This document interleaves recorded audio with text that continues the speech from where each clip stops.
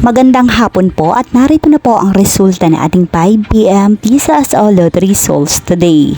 Ngayong araw ng Friday, August 1, 2025. At para po sa draw natin ngayon ay ang 3D Lotto at ang 2D Lotto. At para po sa Lotto More updates, pasubscribe na lang din po ako sa aking channel at pahit na din po ako ng notification bell.